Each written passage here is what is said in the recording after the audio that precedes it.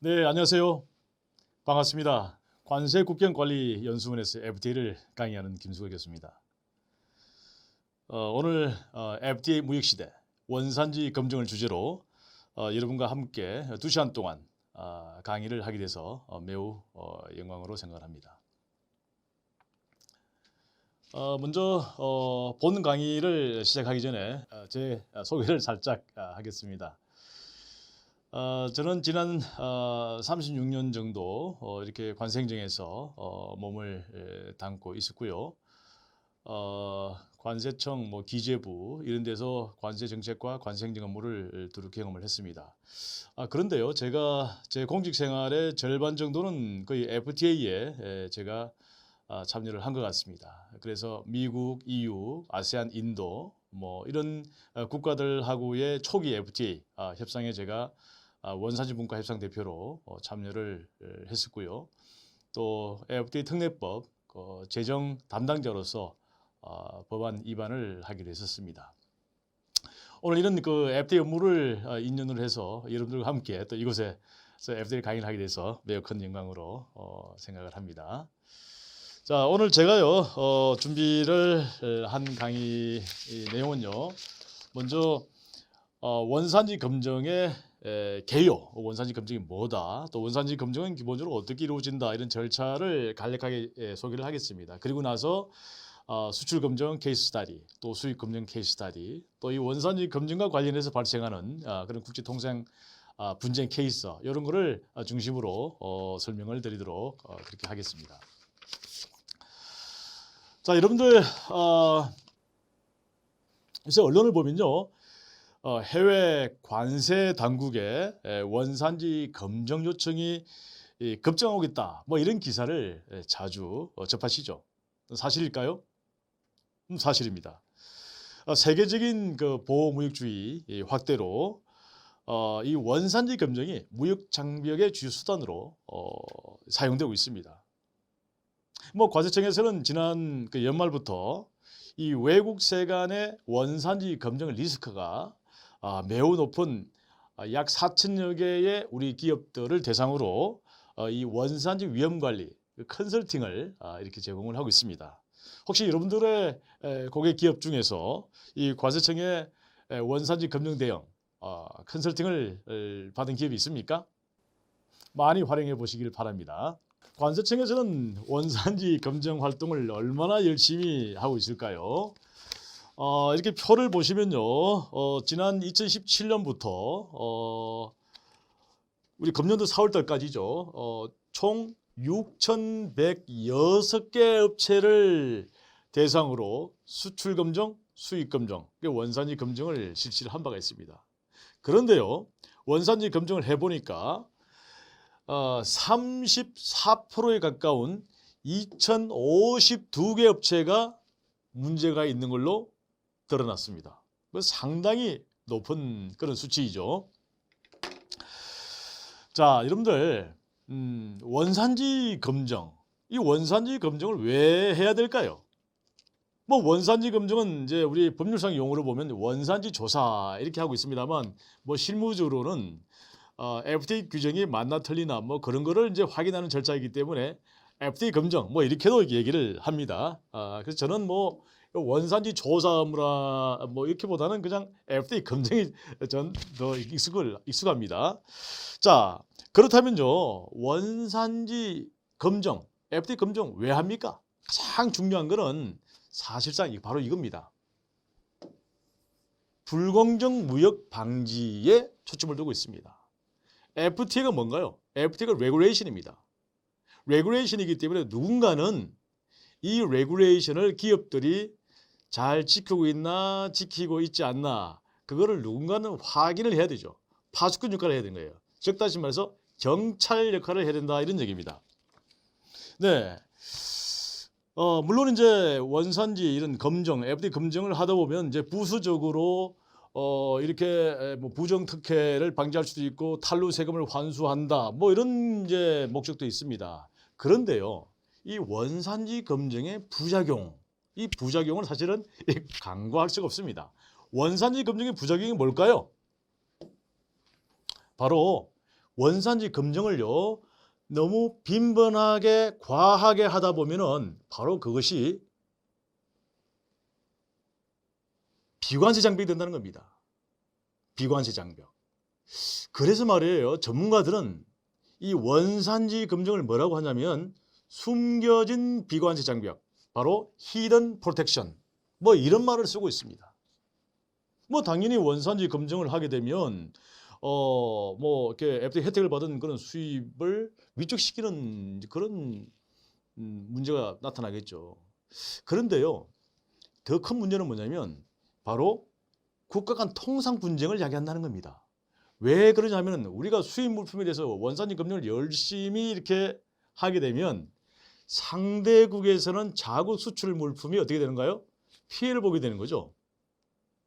뭐 그래서 이제 외국 세관 당국이 우리나라 상품에 대해서 열심히 원산지 검증을 막 하고 그러니까 우리는 이제 우리 수출 기업을 보호하기 위해서 다양한 컨설팅을 하고 있는 게 아니겠습니까? 네, 바로 그렇습니다. 그래서 이게 원산지 검증을 안 할 수는 없는 거지만 또 너무 이렇게 지나치게 과도하게 할 때에는 바로 그것이 이 자유무역을 지향하고자 하는 그런 취지가 훼손될 수가 있다 이런 얘기고, 또 국가 간의 감정 싸움으로도 치달을 수 있다 이런 얘기입니다. 사실 이제 제가 이따가 설명을 드리겠습니다만 그런 케이스가 참 많이 발생하고 있습니다. 자, 그렇다면요. 원산지 검증의 주요 포인트가 뭘까요? 크게 보면 네 가지로 나눠볼 수 있어요. 뭐 가장 중요한 거는 원산지가 맞나 틀리나, 즉 다시 말해서 이 원산지 기준의 충족 여부입니다. 뭐 각 품목별로 원산지 기준이 다 다르죠. 이것이 맞나 틀리나 그거를 확인하는 것이 가장 첫 번째, 가장 중요한 미션이 되겠죠. 두 번째는 뭘까요? 네, 모든 품목을 다 원산지 검증 못하니까 뭘 한다고요? 원산지 증명서를 받는 겁니다. 이 원산지 증명서가 뭐 가라냐 아니면 뭐 기재사항이 제대로 되어 있느냐 등등 이런 거를 체크를 해보는 겁니다. 원산지 증명서는 사실은 수표나 마찬가지죠. 매우 중요한 그런 핵심 서류입니다. 그 다음에 세관에서 중점적으로 보는 게 뭔가요? 네, 직접 운송 여부입니다. 제3국을 경유했을 때 제3국에서 뭐가 발생할까요? 네, 원산지 세탁이 많이 발생하는 거죠. 이따가 뭐 사례를 통해서도 보겠습니다만 특히 그 중개무역의 경우에 그죠? 뭐 중개무역이라든지 또 이렇게 뭐 환적이라든지 뭐 등등을 통해서 원산지 세탁이 많이 발생한다 이런 얘기입니다. 네, 마지막으로는 뭔가요? 바로 협정세율의 적정 여부입니다. 자, 우리가 뭐 10단위가 보면 한 12,000여개 정도 되는 거죠. 그런데요. 그 어떤 품목은 보면은 바로 무세가 적용되는데 어떤 거는 또 소위 그 이제 양어 제외가 돼 가지고 뭐 기본 세율 적용되는 것도 있고 매우 세율에 따라 가지고 이게 협정 세율이 다르다 이런 얘기입니다. 네, 그래서 세관에서 주로 검증할 때 이런 네 가지 포인트를 많이 본다는 걸 여러분들이 이해를 하시면 되겠습니다. 자, 그렇다면요. 원산지 검증은 어떻게 하는 걸까요? 네. 자, 이 원산지 검증. 먼저 이 검증 대상 물품의 유형에 따라서요. 수입 물품에 대해서 검증하는 수입 검증이 있죠. 그죠? 네. 그다음에 우리가 수출하는 FTA 상대국에 수출하는 물품에 대해서 검증을 하는 뭐가 있나요? 수출 검증. 예. 이렇게 두 가지로 나눠볼 수가 있습니다. 자, 그렇다면요. 원산지 검증은 누가 수행하는 걸까요? 원산지 검증을 누가 수행하느냐? 검증 주체에 따라서 말이에요. 자, 직접 검증. 직접 하는 거예요. 수입국 세관당국이 직접 하는 게 직접 검증이죠. 네. 그 다음에 수입국 당국이 직접 하는 게 아니고 수출 당국에 원산지 조사 좀 해주시오라고 부탁하는, 원산지 검증을 위탁하는 그런 간접 검증이죠. 세 번째는 말이에요. 혼합 검증입니다. 혼합 검증은 보통 보면 직접 검증, 간접 검증을 다 할 수 있는 뭐 그런 하이브리드 방식이 바로 혼합 검증이에요. 근데 문제는요. 이게 FTA별로 다 다르다는 겁니다. 자, 여러분들 제가 이제 FTA별로 다르다 이런 얘기를 했는데요. 자, 퀴즈를 하나 내도 되겠습니까? 우리나라와 FTA를 체결한 나라 총 몇 개일까요? 뭐 이게 비대면 방식의 강의가 아니고 뭐 대면 방식의 강의였더라면은 이 퀴즈를 맞추는 분한테 제가 선물을 드릴 수도 있는데 좀 아쉽습니다. 제가 정답을 알려드릴까요? 네. 지금요. 현재 기준으로 우리나라는 총 17개의 FTA가 체결되어 있죠. 그죠? 그런데 우리나라하고 FTA를 체결한 당사 국가는 총 몇 개라고요? 네. 56개입니다. 네. 그래서 저는 1756 저는 이렇게 외우고 있습니다. 우리나라 영토가요. 전 세계에서 몇 번째 아십니까? 네. 109입니다. 우리나라의 그 영토는 전 세계 109입니다. 정말 작은 나라죠. 손바닥만한 나라입니다. 그런데요. 이런 그 랜드스케이프를 말하는 게 아니라 우리 경제적 이코노미컬 랜드스케이프, 랜드 사이즈는 얼마나 될까요? 세계 1위입니다. 세계 1위? 네. 우리나라하고 자유무역협정을 체결한 나라 생각해 보세요. 제일 땅덩이 넓은 나라는 아니지만 미국, 캐나다, 중국, 뭐 인도, 아세안, 유럽 전 나라 다 있잖아요. 중남미. 이런 나라를 우리가 이제 경제적 영토라고 하는데요. 이걸 다 합치면은 우리가 전 세계 1위입니다. 우리나라의 경제 영토는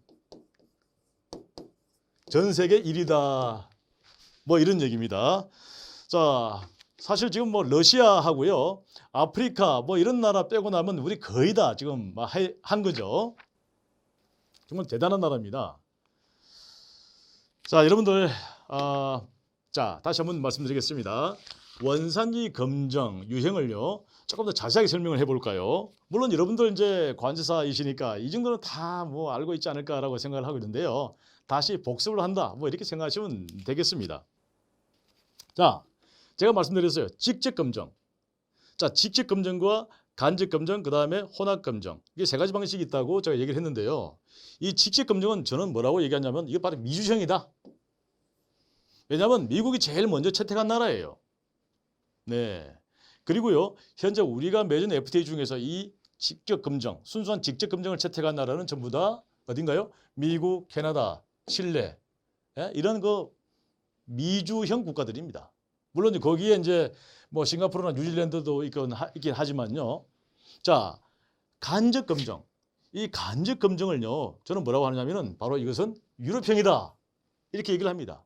왜냐하면요, 전통적으로요, 유럽 국가들은 간접 검증 방식을 선호를 해왔습니다. 그래서 사실 우리하고요, FTA 맺고 있는 나라 중에 EU, 에프타, 영국, 터키 전부 다 간접 검증이에요. 자, 그러면요, 혼합 검증은요, 뭐 아시아형 이렇게 돼 있는데요. 저는요, 이 아시아형이 아니라 사실은 이걸 뭐라고 저는 하냐? 저는 한국형이다 이렇게 얘기합니다. 이 한국형 검증 방식이다 이렇게 얘기합니다. 제가 이렇게 얘기하니까 김성호 교수 그 당신 생각 아니야? 뭐 그렇게 얘기하는데요. 네, 제 생각 맞습니다. 그러나 이제 제가 여러분들께 말씀드렸다시피 제가 뭐 한 10몇 년 이상을 FTA 협상을 하면서요. 제가 제일 처음에 이제 칠레 협상부터 제가 참여를 했었습니다. 그 칠레 할 때 이제 소위 직접 검증 방식을 우리가 채택을 했는데요. 제가 그때 참 많이 반대를 했었어요. 이 직접 검증 방식은 우리한테 안 맞습니다. 근데 우리 분들한테 얘기했습니다. 왜 안 맞냐? 아니 우리나라가 칠레까지 가가지고 우리 세관 직원들이 거기는 영어 쓰는 것도 아니고 한국어 쓰는 것도 아니고 무슨 뭐 스페인어 쓰고 뭐 포르투갈어 쓰고 뭐 그런다는데 말도 다르고 또 칠레까지 가려면은 그 2박 3일 동안 걸린다는데 그 비용을 누가 댈 것이며 이게 사실 현실적으로는 이게 가능한 문제가 아니었습니다. 막 그래서 이거는 비현실적이다. 시기상조다. 우리가 할 수 있는 그런 제도가 아닌 것 같다. 뭐 미국처럼 전 나라를 대상으로 이렇게 하는 그런 나라 정도는 몰라도 우리는 그건 아닌 것 같다. 이제 제가 그런 얘기를 많이 했었었는데요. 뭐 그러나 한번 해보자. 뭐 해서 이제 이렇게 직접 검증 방식이 채택이 되었습니다.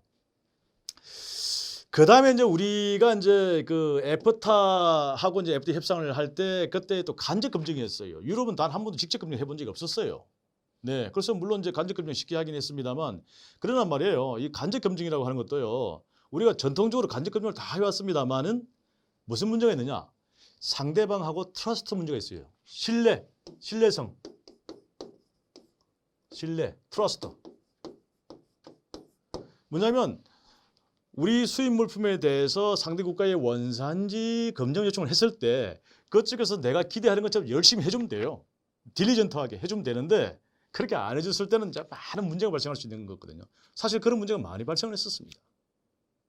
그래서 직접 검증과 간접 검증의 장점을 모두 모은 것이 뭐냐? 바로 이 혼합 검증입니다. 제가 이제 그 아세안하고 협상할 때, 네, 제가 강력하게 그 당시 제가 이제 협상의 실무 총괄이었으니까요. 제가 강하게 얘기했습니다.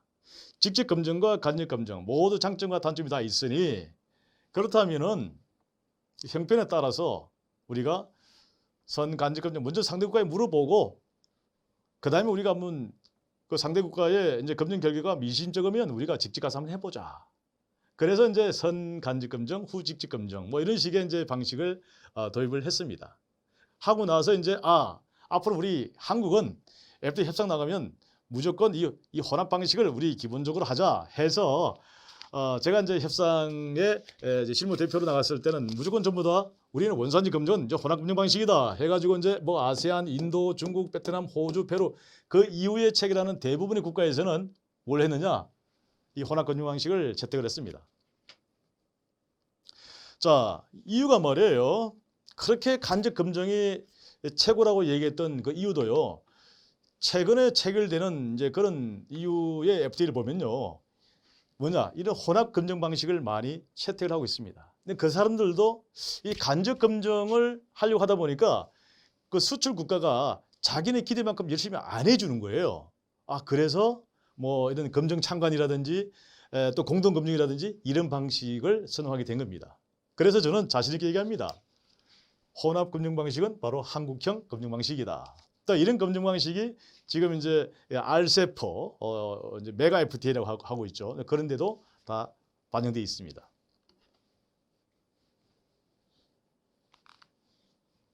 자, 제가 이제 말씀드렸죠. 이 검증 방식이 FTA별로 달라. 뭐 나란 말씀이 중국과 달라 뭐 그런 말도 있었는데요. 이 원산지 검증 방식이 모두 다 다르다 보니까 참 머리가 많이 아파요. 그래서 이제 아마 우리 관세사 여러분들도 많이 막 머리가 아플 거예요. 근데 제가 이제 분명히 말씀드릴 수 있는 것은 뭐냐면 가장 중요하게 생각해야 될 거는요. 이 간접 검증 방식일 때 바로 이 회신 기간이에요. 이 회신 기간. 이것이 가장 중요합니다. 왜 그럴까요? 이 회신 기간 이내에 검증 결과를 회신하지 않으면은 수입 국가는 특혜 관세를 거부할 수 있는 권한이 있다 이런 얘기입니다. 그런데 말이에요. 한번 보세요. 저 한 해부터 15개월. 기네. 네, 1년 3개월. 원래 이제 10개월이었는데요. 나중에 이게 협정이 개정이 됐습니다. 15개월. 근데 보세요. 아세안 얼마인가요? 2개월이에요. 2개월. 그러니까 아세안 국가에서 우리가 수출한 상품에 대해서 원산지 검증해 주시오라고 요청이 왔는데 우리가 2개월 내에 해주지 않으면은 바로 특혜 관세를 배제할 수 있습니다. 너무 짧죠? 네. 더 짧은 데가 있습니다. 어딘가요? 호주 30일이에요. 자, 인도 얼마인가요? 3개월. 그래서 이제 이렇게 아세안, 인도, 뭐 호주 뭐 이런 나라들과의 원산지 검증 관계에서 이 원산지 검증에 필요한 그런 자료 제출 요청이 들어왔을 때 이 기간을 지키지 않으면은 큰 고통을 칠 수가 있다 이런 얘기입니다. 그래서 이제 여러분들께서 무엇보다도 염두에 두실 거는 뭐냐면 이 간접 검증의 경우에는 원산지 검증 회신 이 기간을 잘 준수할 수 있도록 그렇게 업체를 컨설팅해주고 또 그렇게 잘 설명해 주셔야 되겠습니다. 사실 이제 이 검증 기한을 준수하지 못해 가지고요 특혜 관세가 배제되는 그런 사례가 참 많습니다. 네. 자, 그렇다면요 원산지 검증 원칙입니다. 자, 원산지 검증은요, 어떤 절차에 따라서 할까요? 물론 그 전에 몇 가지 원칙이 있습니다. 세관에서 꼭 준수해야 되는 원칙이 있어요. 그 첫 번째 원칙이 뭔가요? 바로 사후 검증 원칙입니다. 네, 수입 신고 전에, 수입 신고 수리 전에 하는 게 아닙니다. 다 끝나고 나서 수입 통관 수리 이후에, 수입 신고 수리 이후에 원산지 검증하는 거 당연한 거죠. 물론 예외가 있습니다. 예외. 어떤 업체가 대상이 될까요? 체납자, 체납업체. 또 어디가 뭐가 있을까요? 네, 가만히 생각해 보면 네네네. 그 협정관세 적용 그 제한자 있죠? 예, 협정관세 적용 제한 업체. 제한 기업이죠. 뭐 이런 기업들이 이제 수입 신고 전에, 수입 신고 수리 전에 원산지 검증할 수 있는데요. 그러면 골치 아프겠죠. 그럼 나 물건 빨리 빼가야 되는데요. 네, 물건은 빨리 빼가도 됩니다. 수입 신고 수리 전 반출 제도를 이용하시면 돼요. 그 대신에 이제 담보도 내고 그렇게 하셔야 되겠죠. 자, 그 다음에 말이에요. 이 원산지 검증 기본적으로 뭔가요? 이 국제성이 있는 거잖아요. 그래서 항상 뭐냐? 국내 검증 우선 원칙이에요. 먼저 국내 수입자를 대상으로 원산지 검증을 해보고 그 다음에 뭘 하라고? 네, 그 다음에 해외 수출자나 이런 생산자 대상으로 검증하라. 그래서 이제 국내 검증 원칙이다. 요거를 이제 염두에 두셔야 되고요. 세 번째는 바로 서면 검증 우선 원칙이다. 이런 얘기입니다. 네, 내가 의심이 있다 해가지고 바로 업체에 나가가지고 실수하겠다. 그거 안 됩니다. 먼저 서면으로 조사 자료를 받아가지고 서면으로 한번 본 다음에 이거 이 서류가 엉터리 같아. 아니면 공장도 없는데 이게 내가 한번 가봐야 되겠어. 진짜 가가지고 업체 생산 과정 한번 다 봐야 되겠어. 이럴 때 그때 이제 실사를 하는 겁니다. 네.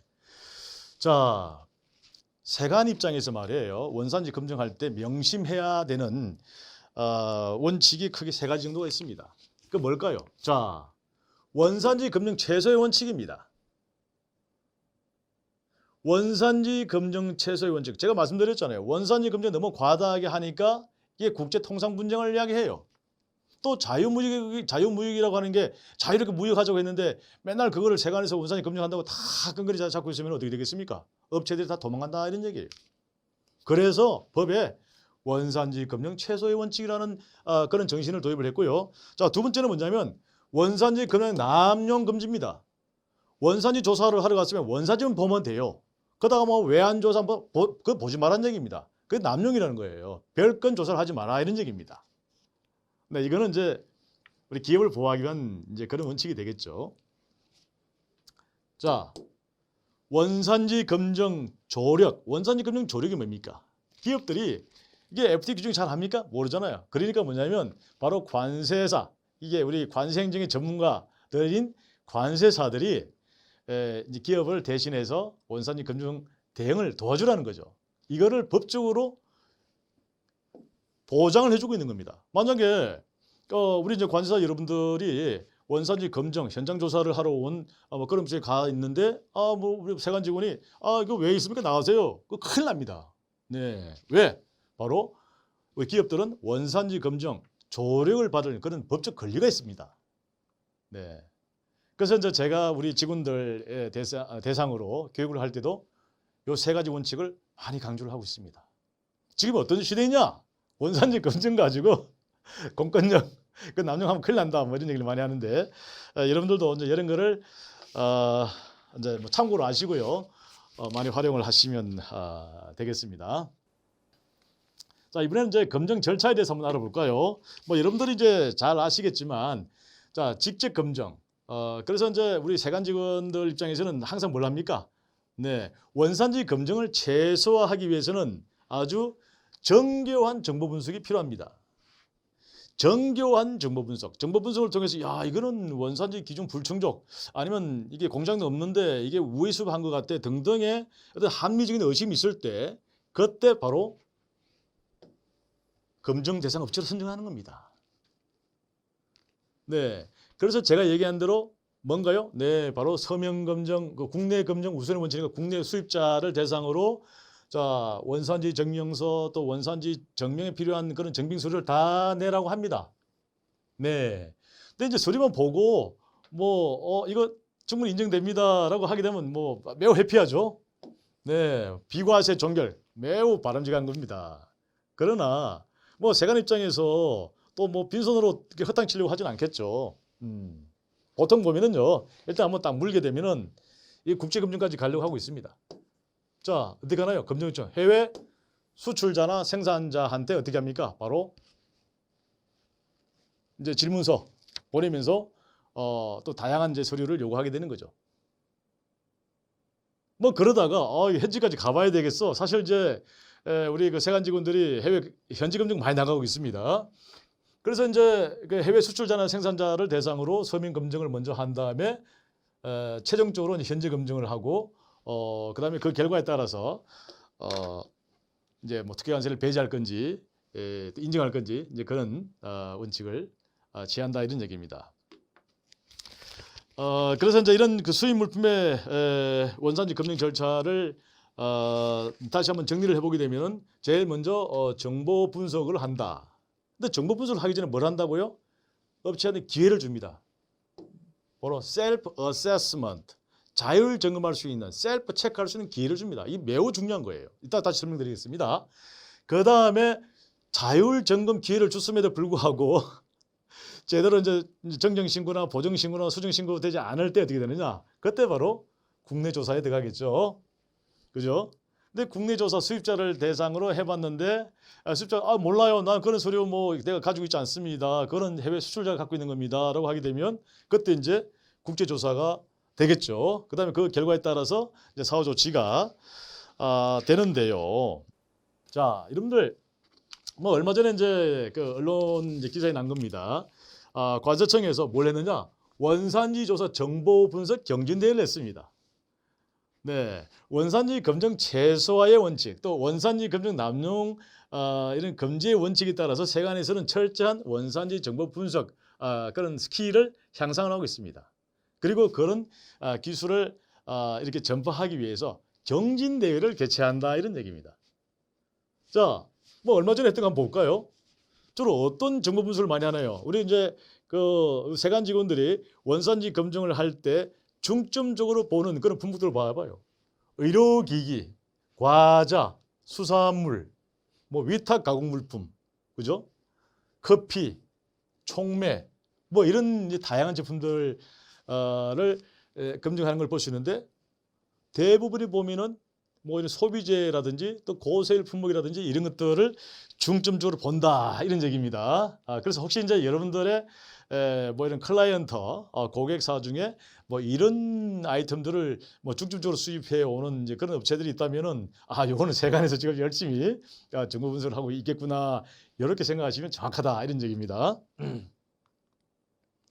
자, 제가 이 자율 점검에 대해서 좀 정확하게 얘기를 드리겠습니다. 이 자율 점검. 사실은 이 자율점검 매우 중요해요. 왜냐하면 제가 이제 그 인천세관에서 제가 FDA 지휘를 총괄한 적이 있었는데요. 이게 이제 우리 업체들한테 이제 원산지 검증 착수 통지를 하게 되면 대부분이 이제 그 이런 형식적 원산지 증명서에 이런 형식적 그런 흠결이 참 많더라고요. 네. 물론 이제 FTA 시행 초창기에 업체들이 다양한 그런 원산지 증명서를 제대로 이렇게 숙지하는 것도 힘들었고 또 미국에서 오는 것도 다르고 이웃에서 오는 것도 다르고 막 다르잖아요. 또 원산지 증명서 폼이 다 달라. 또 원산지 증명서에 기재하는 그런 항목들이 다 달라요. 뭐 그러다 보니까 이게 엄청나게 틀린 게 많이 나와. 그러다 보니까 뭐가 발생했느냐? 이 보니까 이제 이 관세사에 대한 블레임이 참 많더라고요. 아니 우리 업체가 저기 관세사한테 맡겼으면 관세사가 이 정도는 체크를 해줘야지. 이걸 체크를 안 해줘가지고 우리가 피해가 발생했으니 그 관세사 너희들이 책임을 지라. 이런 게 분위기 참 많았어요. 제가 참 마음이 아프더라고요. 근데 그래서 이제 그럼 우리가 본조사 하기 전에 우리 업체들한테 기회를 한번 주자. 기회를 주자. 그래서 도입한 게 뭐냐면 바로 셀프 어세스먼트 이 제도에 있었어요. 그 미국에서도요. 그 소위 그 설베이, 그 셀프 설베이라 그래요. 근데 그런 제도를 도입을 해서 하고 있습니다. 본조사하기 전에 이런 많은 리스크가 있으면은 그거를 먼저 알려주고 수정해라. 정정해봐라 이렇게 얘기를 해주고 있습니다. 근데 이제 이런 것들이 이제 현재 우리 관세청에 뭡니까? 납세, 도움, 정보 서비스라 그러죠.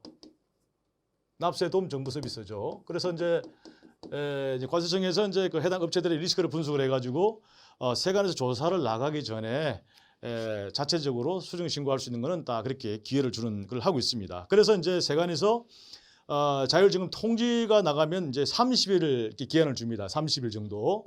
30일 정도 주는데 그럼 자율점검 이런 안내선을 보낼 때 뭐 아무나 다 하는 건 아니고요. 어떻게 합니까?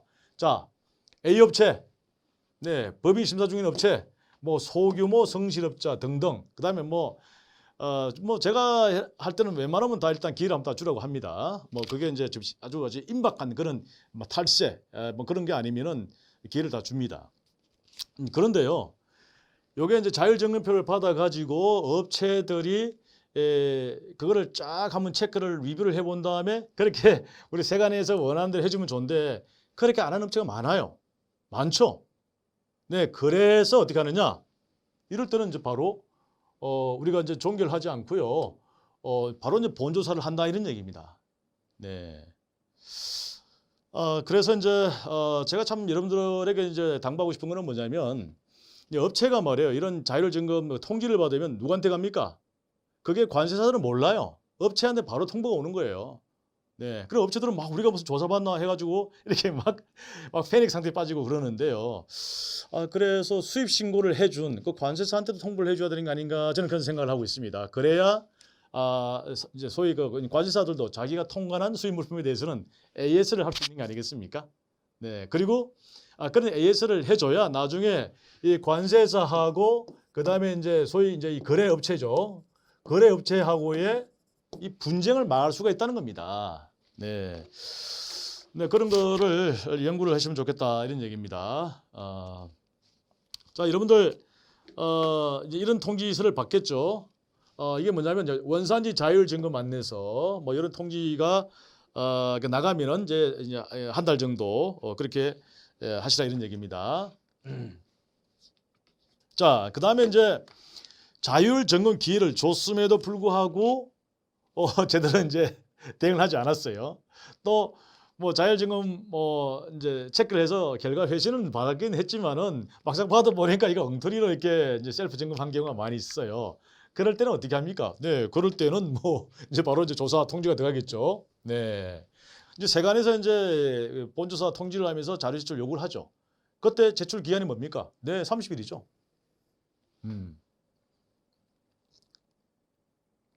물론 이제 30일 내에 다 우리 못 하는데요. 그럴 때는 어떻게 됩니까? 네, 제출 기한 연장 신청을 해야 되는 거겠죠. 그죠?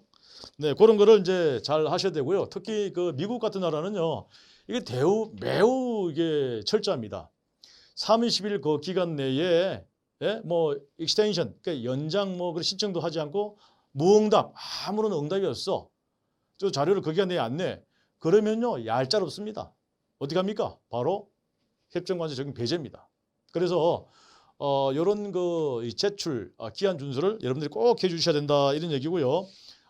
교수님, 그러면 저는요, 우리 고객 업체를 위해서 이번에 뭐 업체가 여러 가지 사정이 있어가지고 그 30일 갖고는 부족해요. 제출 기한을 연장할 수가 없습니까? 네, 할 수 있는데 어떻게 해야 된다고요? 통지받은 날부터 15일 이내에 신청을 해야 된다 이런 얘기입니다. 네, 그냥 빨리빨리 판단을 해서 연락을 하라 이런 얘기가 되겠습니다. 자, 그리고 나서 이제 국내 조사가 끝나면 이제 국제 조사를 한다 그랬고요. 뭐 이거 직접 조사냐 아니면 간접 검증이냐에 따라 가지고 이제 검증의 주체가 달라지게 될 거고요. 그리고 이제 뭐 사후 조치가 이루어지겠죠. 네, 이런 절차는 이제 여러분들이 많이 경험을 했을 것이라고 이제 봅니다. 세관에서요 원산지 서면조사 통지할 때 사용하는 이런 양식이 되겠습니다. 뭐 우리 행정이라고 하는 게 사실 양식이 되게 중요하잖아요. 양식이 보면 모든 정보가 다 나와 있고, 그 다음에 이제 원산지 조사가 끝나면 뭘 한다고요? 네, 그 다음에 이제 원산지 조사 결과 통지를 하는 거죠. 근데 문제는 뭐냐면은 세관에서 말이에요. 이런 조사 통지를 할 때 또 결과 통지를 할 때 바로 업체한테 하는 거죠, 그죠? 업체한테. 근데 여기 관세사를 거치지 않아요. 그렇기 때문에 관세사는 몰라요. 그래서 뭐냐면 대응이 늦어요.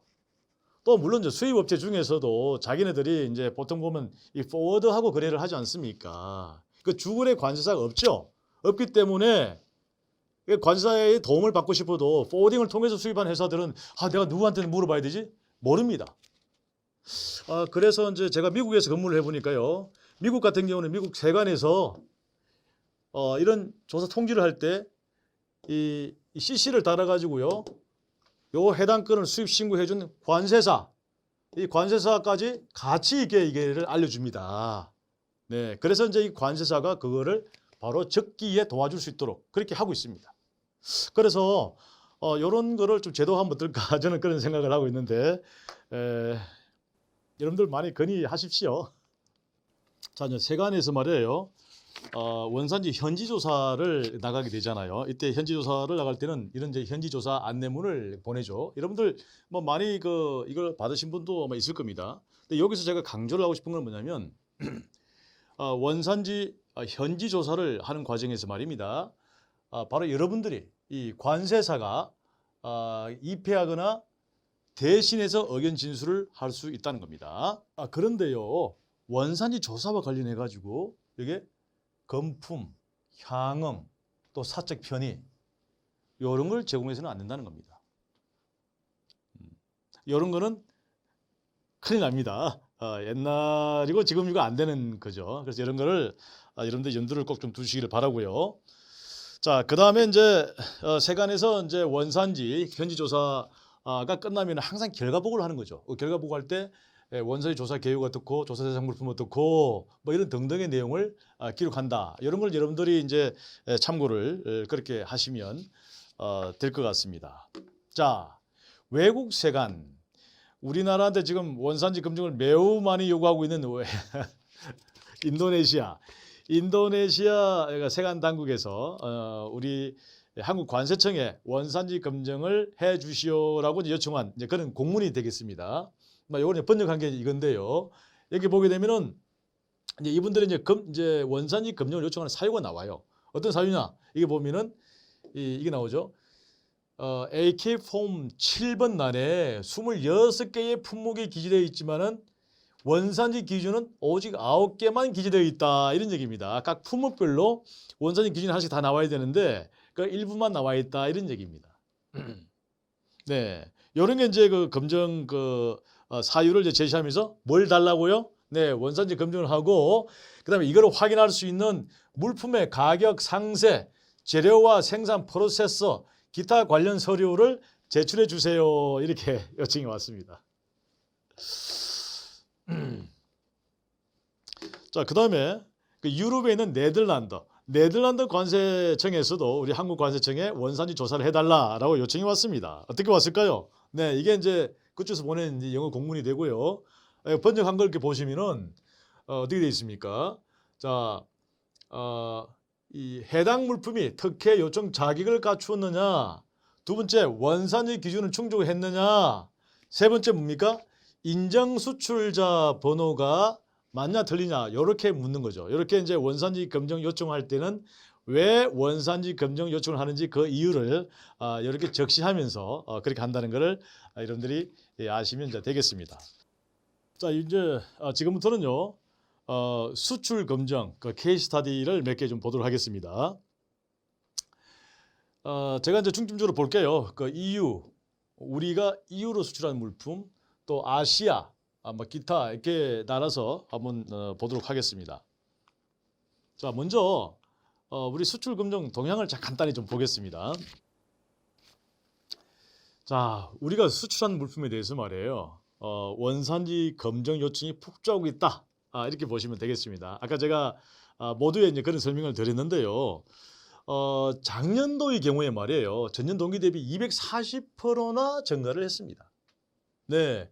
자, 2017년도에 정점이 다르다가 쭉 2019년까지 감소하다가요. 작년에 또 이게 많이 요청이 증가됐습니다. 어느 나라가 많이 요청하느냐? 네, 터키. 우리하고의 형제 지국인 터키. 유럽, 아세안 뭐 이런 순으로 요청이 많이 들어온다. 이런 말씀입니다. 자, 그러면요. 왜 요청을 할까요? 어떤 이유로 요청을 할까요? 네, 바로 원산지가 맞나 틀리냐 그걸 묻는 게 제일 많다 이런 얘기입니다. 뭐 두 번째로는 이제 직접 운송 됐나 안 됐나. 세 번째로는 원산지 증명서가 가짜냐 아니냐 요걸 이제 묻는 게 있고요. 그다음에 이제 뭐 무작위로 추출한 거, 그다음 인증 수출자가 맞나 틀리냐 뭐 이런 것들이다 이런 얘기입니다. 그래서 대기업보다는 우리 중소기업이 수출한 게 더 많다 이런 얘기고요. 이제 품목별로 보게 되면 뭐가 많을까요? 네, 화공 제품, 그다음에 텍스타일, 섬유직물, 철강. 그러니까 이런 것들을 보면요, 이 품목들이 다 이렇게 이 국가 간의 경쟁이 매우 치열한 그런 품목들이다 이런 얘기입니다. 네, 다 보호 품목이다 이런 얘기죠. 네, 뭐 그런 측면에서 원래 이제 이런 품목들, 특히 화공 제품이나 철강 금속 제품에 대해서는 그 반드 엔티 베일링이라든지 카운터 베일링, CV죠. 뭐 이런 상계 관세, 뭐 이런 것들도 많이 부과되고 있는 그런 품목들이 되겠습니다.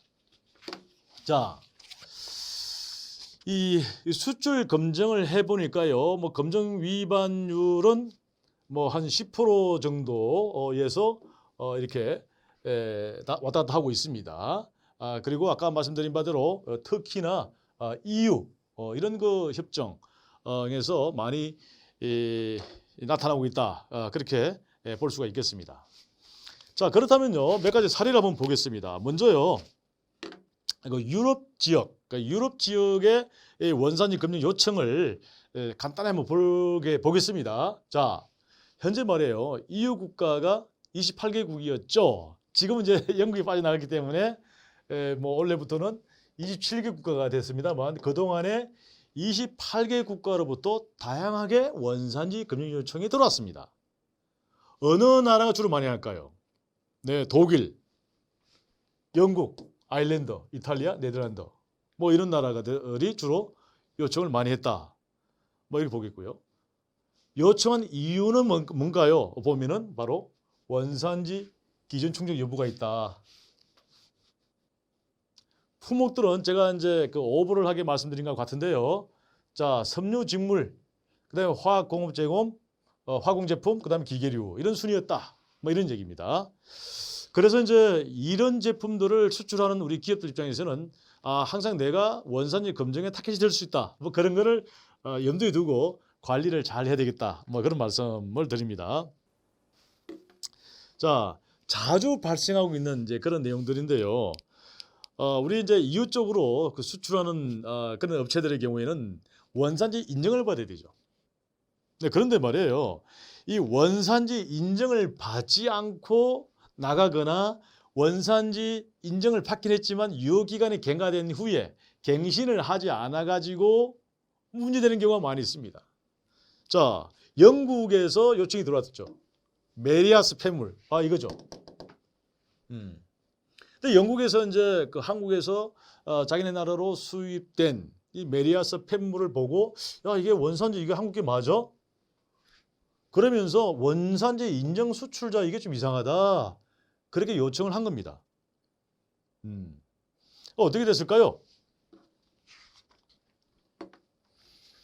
그 세관에서 이제 그 영국 세관에 요청을 받고 원산지 검증을 해보니까 네, 바로 그런 거 있었습니다.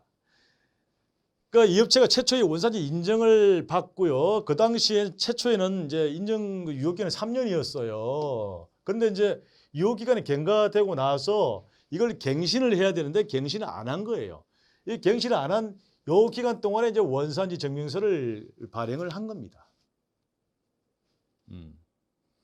사실은 이제 이런 경우에 기업들이 왜 이런 문제가 생기느냐? 우리가 이제 원산지 인증할 때 그 필수 조건이 있죠. 뭔가요? 원산지 관리 전담자. 그러니까 원산지 관리 전담자가 이제 이런 거 하라고 이제 해놨는데 이게 잘 안 하는 거예요. 자기의 미션을 망가겠죠. 또 이제 중소기업의 경우에는 우리 담당자들이 자주 나가잖아요. 그러면은 이제 업체에서 이렇게 업무 관리 안 되고 사람 관리 안 되고 하다 보면 이런 문제가 사실 생기는 겁니다. 뭐 그렇게 해서 어떻게 됐습니까? 그렇게 해서 나중에는 뭐 이제 원산지 인증을 받지 않은 상태에서 수출한 걸로 되기 때문에 뭐 당연히 이제 추징될 수밖에 없는 이제 그런 거였었죠. 자, 뭐 이런 문제가 있었다는 거고요. 자, 두 번째는 뭐냐면 자, 퓨전 이제 스플라이서라는 이제 제품을 EU로 수출을 했는데요. 이것도 뭐냐면 바로 인정 수출자 번호 위반입니다. 네. 이게 뭐냐면은 이제 EU 쪽에서 뭐라고 왔느냐면은 이게 인정 수출자 번호가 좀 이상하다 이거. 이거 이상하다. 그렇게 했는데 사실은 이제 세관에서 이제 검증을 해 보니까 인정 수출자 번호 대신에요. 우리 수출 신고 번호를 기재했다 이런 얘기입니다. 네. 뭐 안 되는 거죠. 그 사실 이제 이거는 그 이제 세관 조사한 세관 쪽 입장에서는 이제 원산지 증명서를 엉터리로 이제 발행한 거 아니겠습니까? 그래서 나중에 이게 저기 통고 처분까지 그 받은 그런 사항입니다. 여러분들 아시다시피 원산지 증명서를 허위로 발급하면 2천만 원까지 벌금이 있죠. 그럼 과실로 잘못 발급하면은 이제 300만 원 뭐 그렇게 있는 거죠. 그래서 이제 원산지 증명서를 잘못 발행할 때도 참 이런 원산지 증명 과실 발급죄가 있습니다. 그 실제로 이제 많은 케이스를 분석을 해보면요, 우리가 수출되는 상품에 대해서 업체들이 이제 원산지 인증번호를 잘 몰라요. 모르기 때문에 무슨 번호를 넣으라고 하니까 그게 수출 신고 번호를 말하는 겁다. 뭐 통관 고유 번호가 아닐까? 이게 뭐 커스텀스 오소라이제이션 넘버라고 하니까 이게 커스텀스 오소라이제이션 넘버를 적으라고 하니까 이건 통관 고유 번호를 말하는 거야. 또는 아니야. 이건 사업자 등록 번호를 말하는 거야. 뭐 자기네들이 그냥 해석을 하는 겁니다. 이에 대해서 뭐 교육을 받은 바도 없고 원산지 관리 전담자도 수는 엉터리로 이렇게 운영되고 있는 이런 경우에 문제가 많은 거예요. 네. 그 사실 다 이런 거는 다 실제 발생된 케이스다 이런 얘기입니다. 네, 그래서 이제 여러분들이 좀 프리미엄 뭐 그런 서비스를 제공한다라고 할 때는 자기 거래업체를 대상으로 원산지 인증 제도가 뭐고 여기 기재해야 되는 원산지 이런 커스텀스 오소라이제이션 넘버는 바로 수출 인증번호를 말한다 등등을 잘 이렇게 알려 줘야 되겠습니다. 자, 그다음에는요. 직물. 자, 패브릭이죠. 이 직물의 원산지 기준을 이제 위반하는 그런 케이스가 있었는데요. 이게 리투아니아라는 나라가 있습니다. 저기 북유럽에 있는 리투아니아. 자, 이 리투아니아에서 말이에요. 우리 한국에서 수입한 직물에 대해서 원산지 요청이 들어온 거예요. 그런데 문제는 뭐냐면 이제 이 직물을 수출하면서 총 아이템이 20개가 있는 거예요. 근데 이 20개 중에서 이 2개의 품목은 원산지 결정 기준 불충족으로 판정이 됐습니다. 여러분들 이 텍스타일은 원산지 기준이 매우 복잡하고 까다롭습니다. 아시죠? 자, 우리 한미 FTA는 어떻게 될까요? 한미 FTA 한미 FTA의 이런 그 섬유 제품의 원산지 기준은 뭔가요? 야한 포워드 룰이죠. 야한 포워드 룰. 그죠? 자, 한 EU. 우리 유류평. 유류평은 뭔가요? 유류평은요, 이중 실질 변형 기준이라고 그러죠.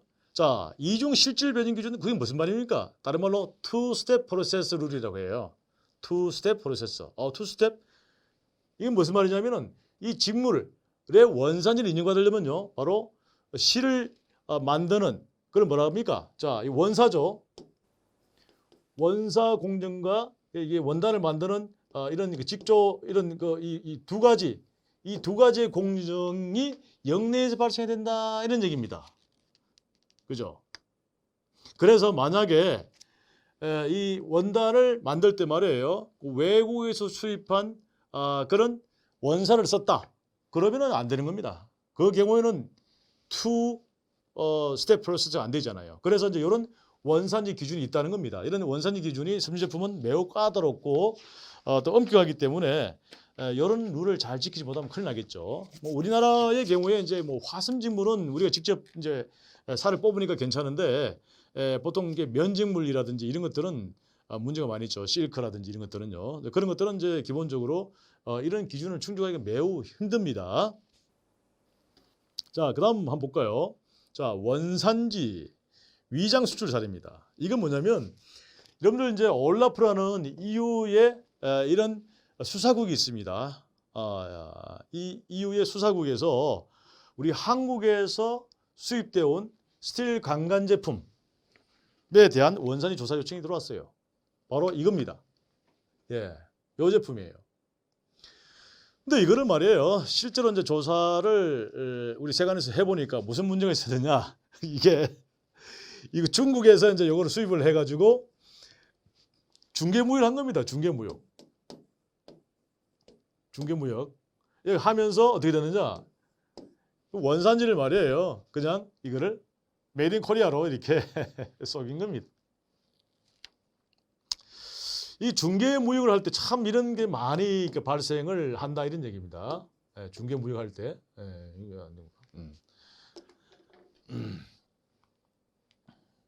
자, 이 두 번째 또 사례가 되겠습니다.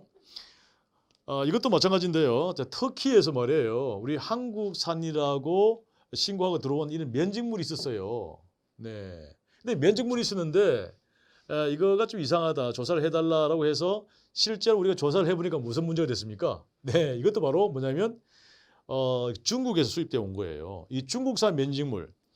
이 중국산 면직물 이거를 국내로 들어온 다음에 이거를 터키한테 이게 메이드 인 코리아로 이렇게 보낸 겁니다. 네. 제가 이제 말씀드렸잖아요. 종전에도 보면 그 중국산을 국내로 가져와 가지고 그걸 또 다시 우리 뭐 FTA 상대국인 제3국가로 보낼 때 그때 이 메이드 인 코리아로 한다 이런 얘기입니다. 이런 게 이제 너무나 뭐 비일비재하게 많이 발생하게 되고 그래서 이제 혹시 이제 여러분들이 말이에요. 이런 그 수출 물품, 특히 중개 물품, 뭐 원상태 재수출이라고도 하죠. 또 자유무역지역에서 나가는 것들, 뭐 보세 공장에서 나가는 것들, 이런 제품들에 대해서는 따져봐야 됩니다. 실제로 거기서 만들었는지 아니면 이제 중국에서 가져온 거 그거를 내보낸 건지 이런 거를 잘 따져보고 해주셔야 된다 이런 얘기입니다. 자, 또 하나 케이스가 있는데요. 아이고 이것도 뭐 원산지 위장 수출 사례가 되겠네요. 자, 이거는 아이템이 뭐냐면요. 경첩이에요. 이 경첩이죠. 이거는 이제 터키에서 말이에요. 이거를 우리 한국에서 들어왔다고 하는데 이거가 좀 이상하다. 조사를 좀 해달라라고 요청이 들어온 건이고 이거를 조사를 해보니까 이게 사실은 뭐냐면 이게 한국산 경첩하고 우리 중국산 경첩 이거를 이제 하나로 포장을 해서 이렇게 내 보내주면서 전부 다 이 메이드 인 코리아로 했던 그런 케이스가 되겠습니다. 네, 사실 뭐 자꾸 이제 이런 게 많이 발생하다 보니까 뭐 EU에서도 그렇고 또 터키에서도 그렇고 우리한테 이런 아주 과다하게 원산지 검증을 많이 요구하는 그런 게 되겠습니다. 결국에는 이제 이런 우리 그 업체들이 수출할 때 결국 관세사의 도움을 빌려서 한번 할 텐데 이런 부분들을 얘기를 해주셔야 되지 않나? 아니면 적어도 이렇게 뭐 체크리스트라도 하나 만들어 가지고 원산지 증명서를 발급받을 때 중국에서 가져온 거를 뭐 이렇게 한 백씩 백에 포장해서 내보내면서 전부 다를 한국산으로 이렇게 신고하게 되면 나중에 대무역법이나 관세법에 따라서 처벌을 받게 됩니다. 뭐 이런 얘기를 해주셔야 될 것 같아요. 워닝을 날려주셔야 될 것 같습니다. 뭐 그렇지 않으면은 뭐 이런 사례가 계속해서 발생되지 않을까 저는 그렇게 생각을 합니다. 자, 이번에는요 아시아 지역인데요. 유럽과 달리요 우리 아시아 지역 여기도 좀 특징이 있습니다. 우리 아시아 지역에 이제 보면은 아시안 국가들 중에서는 주로 태국, 인도네시아, 이 베트남 요 세 개 나라가 원산지 검증 요청을 많이 한다. 이렇게 보시면 되겠습니다. 그런데 우리 그 유럽 쪽과 달리 여기는요 이 원산지 증명서의 기재상 요거를 엄청나게 꼼꼼하게 본다 이런 얘기입니다. 네. 그러니까 무슨 얘기냐면은 원산지 증명서의 실체적인 내용보다는 형식적인 내용을 많이 본다 이런 얘기입니다. 물론 우리나라에서도 이제 FTA 시행 초기 단계에서는 주로 원산지 증명서의 이런 형식 요건을 많이 받습니다. 지금은 이제 실체 요건을 많이 보려고 하지만 이제 아시아는 여전히 그렇다 이런 얘기입니다.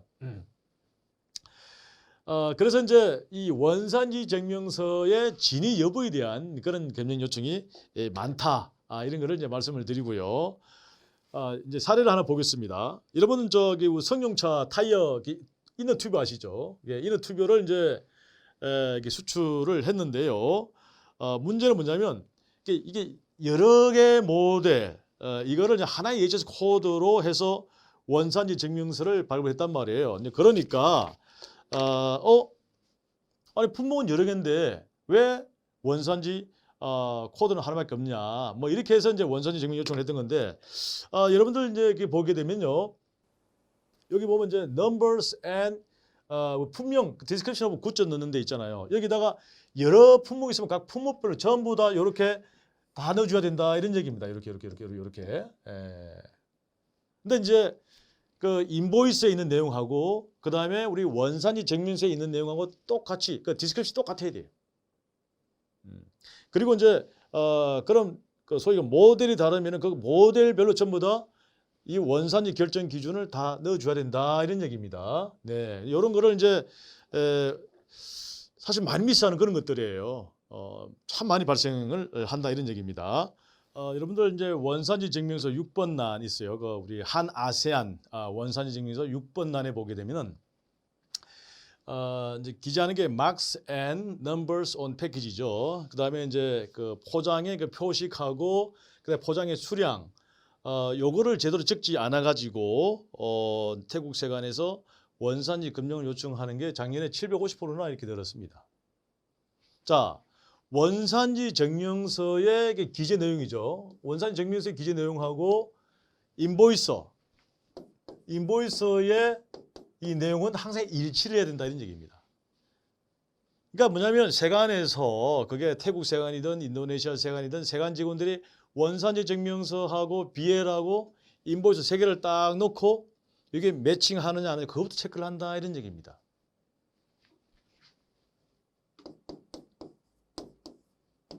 패킹 리스트 이런 서류를 항상 일치시켜야 된다 이런 얘기인데 사실은 이제 이런 것들을 미스를 많이 하는 거예요. 그러다 보니까 한번 보세요. 원산지 증명서 그 부분만 다 제가 빼온 건데요. 여기는 아무것도 없는 거잖아요. 그래서 이제 나중에 이거를 집어넣어라 해서 이제 정정 발행을 이렇게 해준 겁니다. 네. 자, 여러분들 뭐든지요. 악마는 어디 있다고요? 디테일. 네. 그래서 이제 이게 원산지 이런 되게 테크니컬한 거는 아주 디테일이 강해야 된다. 아주 사소한 것에 세심하게 업무를 집중해야 된다. 이런 얘기가 되겠습니다. 자, 이게 이제 아시안이다 보니까요. 이렇게 원산지 증명서 뭐 이런 기지사항 갖고 자꾸 문제가 많이 발생하고 있네요. 자, 이 필라멘트 이 전구를요 태국 세관에 수출을 했어요. 수출을 했는데 태국 세관에서 뭘 얘기했냐면은 이게 왜 비리 69% 돼 있냐? 이게 잘못됐다 이거. 그렇게 해서 요청이 들어왔던 겁니다. 그 사실은 이게 이제 이게 RVC 기준을 사용했으면 여기는 뭐라고 해야 됩니까? 그 RVC 40%를 기재하면 되는 거잖아요, 그죠? 그죠? 근데 이게 BD 이거는 빌다운 메소드라는 방법인데 이거는 우리 한아세안 원산지 기준에 들어갈 수 있는 게 아니다 이런 얘기입니다. 네. 뭐 이런 거 하나도 자칫 그러다 보니까 이제 그 FTB로 다 다르다 보니까 사실 이게 많이 헷갈리는 거죠. 자, 그다음에는요. 자, 원산지 증명서를 허위로 발급한 그런 케이스가 되겠습니다. 이것도 이제 중개무역. 제가 뭐 자꾸 이제 중개무역 이런 얘기를 많이 하고 있는데, 네 맞습니다. 어떤 경우에 많이 발생하느냐? 이렇게 이제 그 양병기 이런 거를 말이에요. 베트남으로 수출을 했습니다. 그러니까 베트남에서 이게 좀 이상한 것 같습니다. 이게 왜냐하면 이제 그 원산지 증명서 서명권자의 서명이 좀 안 맞습니다. 우리가 원산지 증명서를 발행할 때 그 서명권자 그걸 다 이제 통보를 해주죠. 그런데 사실은 이제 조사를 해보니까 이것도 마찬가지예요. 한국산 양변기하고 중국산 양변기 그거를 한꺼번에 다 포장을 해서 보내주면서 원산지 증명서를 전부 다 우리 메이드 인 코리아로 해준 겁니다.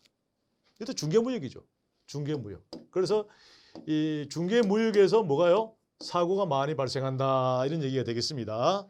네, 이런 거를 수출할 때는 항상 조심하셔야 된다 이런 얘기가 되겠습니다. 자, 원산지 기준 불충족 사례. 이게 되게 이제 매우 중요한 겁니다. 왜냐하면 이게 이제 우리 인도에 이렇게 수출을 뭐 했던 그런 케이스가 되는데요. 뭔가요? 바로 이 제품입니다. 볼 베어링. 여러분들 이 볼 베어링의 원산지 기준이요. 3단 기준입니다.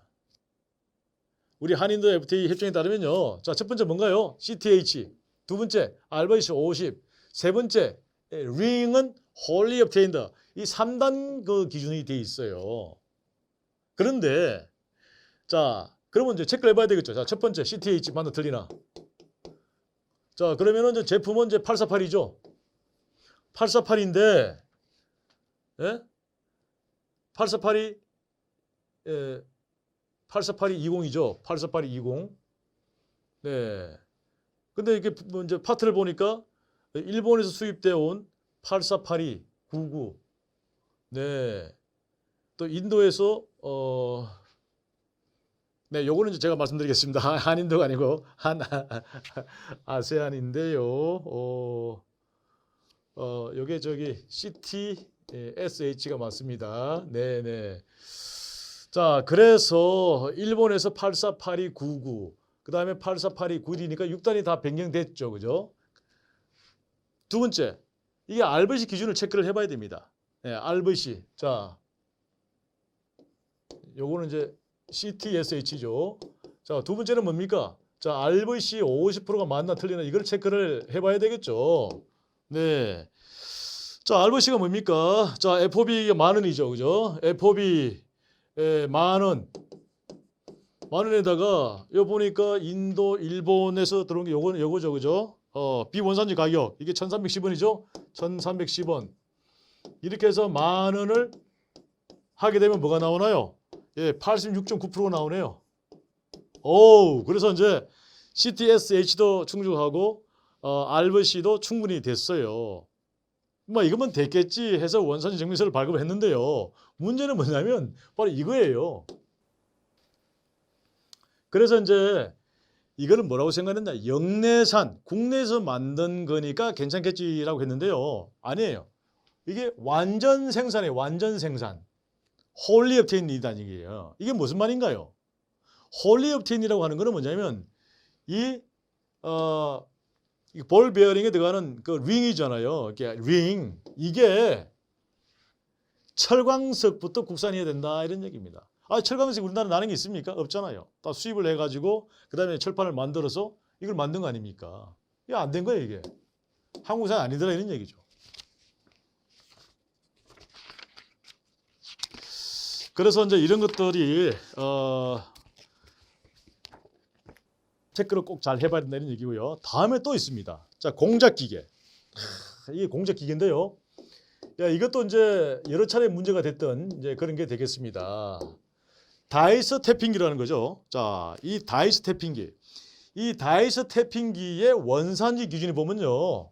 이것도 3단입니다. 뭐냐면 자, 1단 CTH, 2단 RVC 50.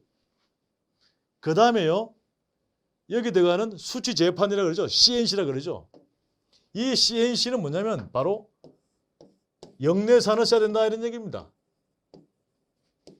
그런데 이 다이스 태핑기를 국내에서 조립을 했지만 이 다이스 태핑기의 핵심적인 그런 부품이 뭔가요? 바로 CNC는 일본에서 수입을 해온 거예요.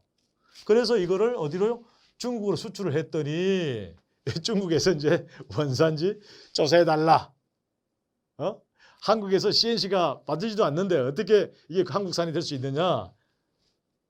그래서 조사를 해보니까 이게 원산지 기준이 충족 안 되는 걸로 그렇게 됐던 겁니다. 그 한중 FTA 원산지 기준 중에 이렇게 고위험 품목 정리를 해봤습니다. 뭐가 있을까요? 네, 8457의 워시닝 센터, 8458의 선반, 그 다음에 8459의 드릴링 공작기계, 8460의 공작기계, 8461, 8462 여기 들어가는 이런 공작기계들은 모두가 다 3단 구조로 되어 있다 이런 얘기입니다. 3단 구조, 그죠? 3단 구조. 가장 복잡한 그런 원산지 기준을 채택을 하고 있기 때문에 이 제품에 대해서는 여러분들이 계속 관심을 두고 하셔야 된다 이런 얘기입니다. 자, 이게 말이에요. 아까 이제 우리나라에서 만든 다이스태핑기 이제 그게 이제 중국으로 갔는데 중국에서 원산지 조사 요청이 와가지고 해보니까 우리가 이게 원산지 이제 기준 불충분이 나왔잖아요. 이번에는 말이에요. 중국에서 뭐냐면 이 드릴링 머신이 들어왔어요. 중국에서 드릴링 머신이 들어왔는데 그래서 이거 중국에서 만든 거니까 한중 FDA 원산지 증명서를 받아와가지고 우리한테 특혜관세 적용받았습니다. 그런데 말이에요. 자, 중국에서 CNC 수치 제어판을 만듭니까? 아니에요. 그 중국에서 이 드릴링 머신에 들어가 있는 이 CNC는 어디에? 일본 또는 유럽산 CNC를 사용한 것이에요. 뭐 다행히 이건 수정 신고를 했습니다. 그러니까 이런 식으로 원산지 기준이 이게 3단으로 매우 복잡하게 구성되어 있는 거 이런 건 충족하기 힘들겠죠. 근데 이런 것들은 이제 상식적으로 알아놓으셔야 돼요. 자, 그리고요. 이 품목분류 골치 아프죠. 이 품목분류 때문에 국가 간에 참 많은 마찰이 발생하고 있고 사실 이제 원산지 기준이라고 하는 게 뭔가요? 품목분류에 따라서 결정이 되잖아요. PSR이라고 하는 게 Product Specific Rule, 품목별 원산지 기준입니다. 이 품목별 원산지 기준은 예제적 코드별로 정해지는 건데요. 이렇게 예제적 코드가 달라지게 되면 그 원산지 PSR이 달라지는 거죠. 이게 무슨 얘기냐면은 자, 플라스틱 블라인드 부품의 이제 경우에 이게 이제 원산지 검증 요청이 들어왔던 이제 그런 사항인데요. 보면 13개 아이템이 있어요. 13개. 근데 이 업체에는 이제 13개 아이템 전체를 하나를 보고 그렇게 원산지 기준을 적용했던 건데요. 그러나 이제 여러분들 잘 아시다시피 이게 불완전 제품이나 미완성된 물품이 제시된 상태에서 완전한 물품이나 완성된 물품의 본질적인 특성을 지니고 있어야 하나를 분류할 수 있는 거잖아요. 그러나 이제 이 제품의 경우에는 그게 아니다라고 본 거예요. 그러면은 이 각각을 전부 다 원산지 브렉다운해서 신고해야 된다 이런 얘기입니다. 네, 그래서 이 브렉다운해서 보니까 이거는 원산지 기준을 충족할 수 없는 걸로 그렇게 판정이 됐던 겁니다.